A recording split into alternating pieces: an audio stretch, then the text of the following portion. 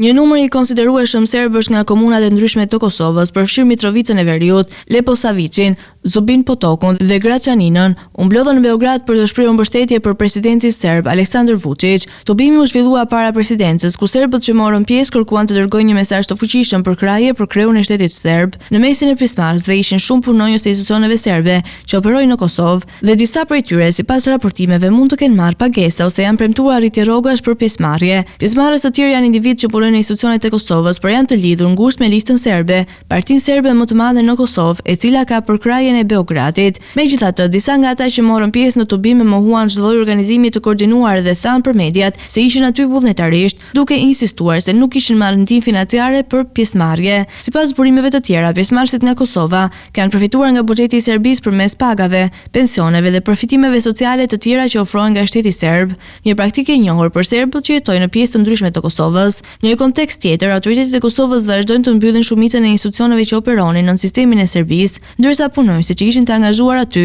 vazhdojnë të paguhen nga Beogradi. Kjo situatë ka krijuar tensione të vazhdueshme ndërmjet dy qeverive, duke shtuar gjithashtu pasigurinë për të ardhmen e serbëve që jetojnë në veri të Kosovës. Në Serbi, krahas këtij tubimi, protestat studentore dhe qytetare janë bërë gjithnjëherë më të shpeshta dhe masive. Studentët janë duke kundërshtuar me forcë korrupsionin dhe abuzimet e qeverisë, duke organizuar protesta të përditshme që po trondisin strukturat e pushtetit të Vučićit.